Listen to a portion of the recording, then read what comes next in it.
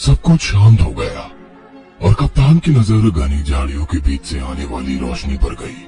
वो जगह घने पेड़ों की डालियों से बरगद की पेड़ की जमीन तक आने वाली जड़ों से पूरी तरह से ढकी हुई थी।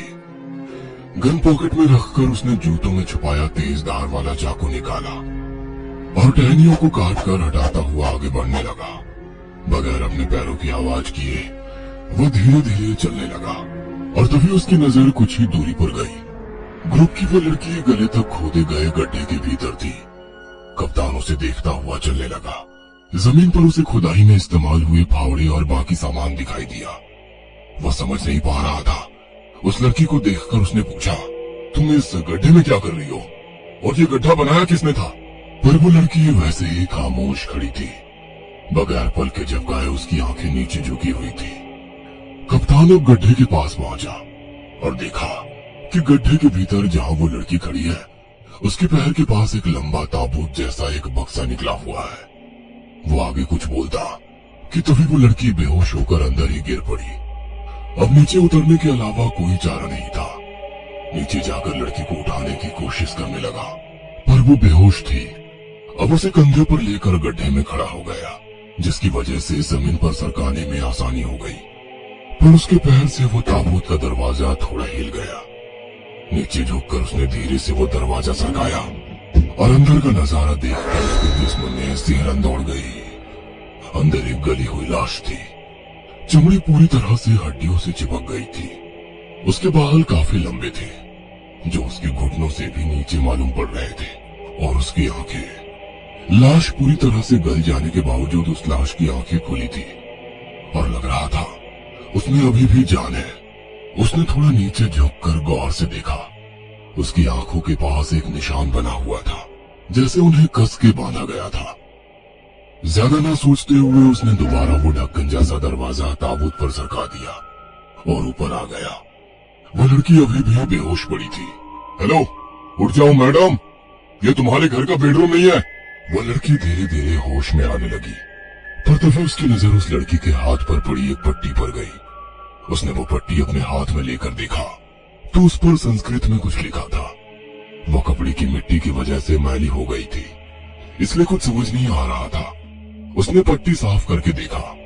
यदि त्वा पट्टिका निष्काशयसि तहे पिशाचः जागरिष्यति।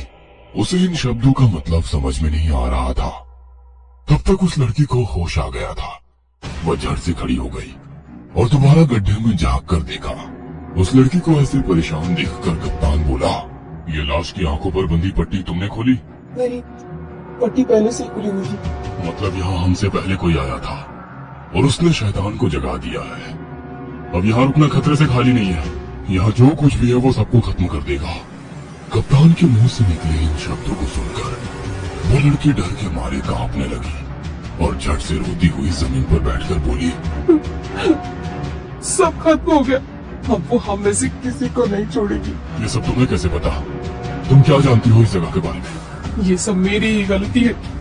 मैंने इस आइलैंड के बारे में एक किताब में पढ़ा था। उस लड़की की बात सुनकर कप्तान सन्ना रह गया। गुस्से में उसकी ओर देखकर बोला, मतलब हम यहाँ आए नहीं बल्कि तुम जानबूझकर हमें यहाँ लेकर आई हो? कप्तान की बात सुनकर उस लड़की ने कहा, मैं और मेरी बॉयफ्रेंड ने मिलकर ये प्लान किया था। इस टापू की पूरी हमने जानकारी जुटा ली। मुझे कई व्हाट्सएप ग्रुप पर काफी जानकारी मिली।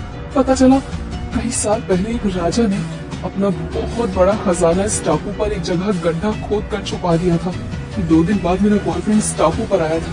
मेटल डिटेक्टर की मदद से उसने जगह खोजी। गड्ढा खोदकर मुझे सैटेलाइट फोन पर मैसेज किया। तब हम अपने शिप पर थे। मैंने खाने में बेहोशी की दवा मिला दी थी ताकि सब बेहोश रहे और मैं इस शिप को टापू के पास ले आई। पर यहाँ आकर पता चला मेरा बॉयफ्रेंड कहीं लापता हो गया है और इस लोकेशन पर पहुंचकर देखा तो गड्ढे में एक लाश है जो लोहे के ताबूत में रखी गई है। उस लड़की की बात सुनकर कप्तान गुस्से में पागल हो गया। ओह, हमारे देश को किसी और ने नहीं बल्कि इन व्हाट्सएप यूनिवर्सिटी वालों ने बर्बाद किया है। हम समंदर में कई दिन कई महीने रहते हैं इसलिए हर टापू हर बीच के बारे में जानकारी रखते हैं। और इस टापू के बारे में जानना चाहती हो ना तो सुनो। एक राजा के पास लोगों की काफी शिकायतें आ रही थी। एक औरत भगवान का डर दिखाकर लोगों को लूट रही थी। असल में वो शैतान की पुजारी थी। उसकी नजर इतनी बुरी और असरदार थी कि सड़क से गुजरते हुए किसी बच्चे पर उसकी नजर पड़ जाए तो वो बच्चा कुछ ही देर में बुखार से कांपने लगता। किसी खूबसूरत लड़की या औरत पर नजर पड़ती तो वो मुरझाए फूल की तरह लगने लगती। लोग उसकी कुटिया के सामने से गुजरने को भी डरते थे। एक बार तो हद हो गई। शैतान को खुश करने के लिए सूर्य ग्रहण के वक्त उसने गांव के 4 बच्चों की बलि चढ़ा दी। 5वीं और आखिरी बलि देने ही वाली थी कि राजा के सैनिकों ने उसे पकड़ लिया और राजा के सामने पेश किया गया। उसका होलिया देखकर तो दरबार का हर एक शख्स कांप गया था। वो औरत काली साड़ी पहनी हुई थी। वो खुद भी सांवली थी। माथे पर काला तिलक लगा था। खुले बाल जो घुटनों से भी नीचे थे और उसने जटाई बनी थी। हाथ और गले में कई मणियों की मालाएं पहनी थी। राजा उस औरत को देख रहा था। फिर उस औरत की नजर राजा की बगल में बैठे उसके बेटे पर गई। वो छोटा बच्चा कुछ ही देर में बुखार से कांपने लगा। राजा ने उस औरत से पूछा, मासूम बच्चों की हत्या की है, तुम्हें इसका दंड अवश्य मिलेगा। राजा के मुंह से निकले वो शब्द सुनकर वो महिला खिलखिलाती हुई हंस पड़ी और डरावनी आवाज में बोली, मेरा काम तुमने अधूरा रख दिया, पर तुम्हारे बेटे की बलि देने के बाद भगवान प्रसन्न हो जाएंगे। उस शांत दरबार में उसकी डरावनी हंसी गूंजने लगी। पर राजा बिन क्रोधित हुए बोला, हम तुम्हें मृत्यु दंड देते हैं। राजा की बात सुनकर भी वो हंसने लगी। तुम्हें लगता है कि तुम मुझे मार सकते हो। मेरा शरीर मर सकता है पर मेरी रूह, मेरी नजर।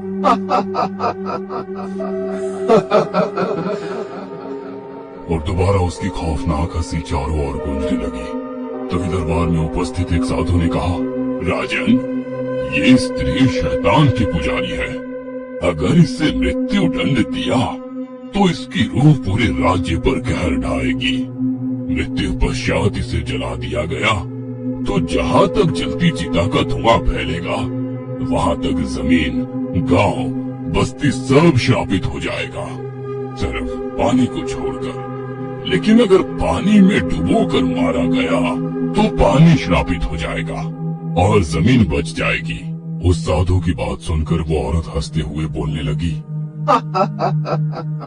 मुझे कैसे मार सकोगे? मरते वक्त मेरी नजर जिस भी इंसान पर पड़ेगी वो श्रापित हो जाएगा। जिन फूल, पौधों, पेड़ों पर पड़ेगी वो सूख जाएंगे। और राजा ने तरकीब निकाली। उस औरत की आंखों पर पट्टी बांध दी गई। उसके हाथ पैर कस के बांध दिए गए।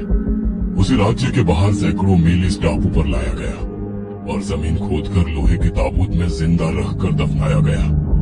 इससे मरते वक्त इसकी आंखें बंद रही। इसके श्राप से सब बच गए।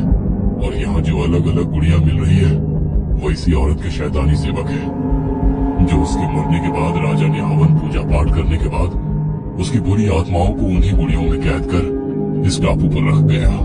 कप्तान की बात पूरी हो गई। उसने लड़की की तरफ देखा। तुमने खजाने के लालच में अपनी और साथ ही हम सभी की कब्र खोद दी है। तभी कहीं से वही खौफनाक हंसी की आवाज आने लगी। दोनों चौंक कर एक दूसरे की तरफ देखने लगे। आवाज गड्ढे में से आ रही थी। लड़की ने गड्ढे की तरफ देखा और अगले ही पल किसी ने अंदर खींच लिया। कप्तान कुछ करता कि तभी झटके से उस जमीन के अंदर से निकले हाथ ने उसके पैर जकड़ लिए, जिसकी वजह से वो जमीन पर गिर पड़ा। कुछ सेकंड्स लड़की की चीखें और खौफनाक हंसी से सब कुछ बदल गया और फिर एकदम सब कुछ शांत हो गया। एक जानलेवा खामोशी हर तरफ छा गई थी। अपने पैरों की तरफ देखा तो किसी ने भी नहीं पकड़े थे। रेंगता हुआ वो गड्ढे के पास पहुंचा और धीरे से भीतर झांक कर देखा। उसकी नजर कांप गई। ताबूत खुला हुआ था और उसके भीतर एक लड़की की लाश पड़ी थी। उसकी भी आंखें गायब थी, मानो किसी ने नोच कर निकाल ली हो। उसके शरीर को मांस खाने वाले लार्वों ने आधे से ज्यादा खा लिया था। पर ताबूत में जो औरत की लाश थी वो वहां पर नहीं थी। मतलब कप्तान ने अपनी बंदूक निकाली और जितना हो सके उतनी तेजी से शिप की ओर भागने लगा। पेड़ पौधे झाड़ियों के बीच से खुद को बचाते बचाते वो लगातार दौड़ रहा था और पीछे से एक खौफनाक हंसी की आवाज लगातार उसके कानों में गूंज रही थी। तभी उसकी नजर एक इंसानी कंकाल पर गई, जिस पर अभी भी मांस खाने वाले लार्वा रेंगते हुए नजर आ रहे थे।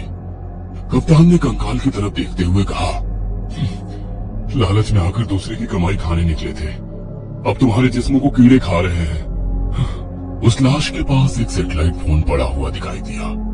उसने वो फोन उठाया और दोबारा किनारे की तरफ दौड़ने लगा। कुछ ही दूरी पर शीप नजर आ रहा था। तभी उसे वही डरावनी हंसी सुनाई देने लगी। वह एकदम से रुक गया। कुछ तो अजीब है। उसने अपने पॉकेट में हाथ डाला और एक पट्टी बाहर निकाली। उसने गौर से देखा तो ये वही पट्टी थी जो उस औरत की आंखों पर बांधी गई थी। उस पर लिखे अक्षरों का मतलब अब उसे समझ में आ रहा था और उसने मुड़कर उस टापू की तरफ देखा। तो तुम इस टापू की कैद से आजाद होना चाहती हो, अब लोगों के बीच जाकर आतंक फैलाना चाहती हो, पर मैं तुम्हें यहाँ से निकलने नहीं दूंगा। आसमान की तरफ देखते हुए वो जोर से चीख पड़ा। हर तरफ उसकी दर्द भरी आवाज गूंज रही थी, जो शिप पर खड़े उसके साथी ने भी सुनी। अरे ये तो हमारे कप्तान की आवाज है। कप्तान को पकड़कर केबिन में लेकर आया। काफी धुंधली रोशनी थी। कप्तान के चेहरे पर अंधेरा था। दीवार की तरफ मुंह करके खड़ा कप्तान दर्द से करा रहा था। तभी पीछे खड़ी लड़की ने पूछा, सर ये आपको क्या हो गया? मेरी छोड़ो, तुम्हारे बाकी दोस्तों को यहाँ पर बुलाओ। कप्तान की बात सुनकर कर्मचारी ने कहा, सर अब शिप पर हम दोनों और ये लड़की ही बची है। बाकी सब के सब खजाना ढूंढने टापू पर चले गए। क्या उनका इंतजार करें? कोई जरूरत नहीं, सब मर चुके हैं। इतना कहकर कप्तान पीछे मुड़ा। उसने आंखों पर वही पट्टी बांधी थी जो उस औरत की आंखों पर राजा ने बांधी थी, पर वो पट्टी खून से लथपथ थी। उसकी आंखों के नीचे खून बह रहा था। कर्मचारी ने घबराकर पूछा, सर आपकी आंखों को क्या हुआ? तब कप्तान को सब याद आने लगा। भरे दरबार औरत की वो बात, मुझे कैसे मार सकोगे? मरते वक्त मेरी नजर जिस भी इंसान पर पड़ेगी वो श्रापित हो जाएगा। जिन फूल पौधों पेड़ों पर पड़ेगी वो सूख जाएंगी। नजर उसकी रूह आंखों में जगह बना लेती है।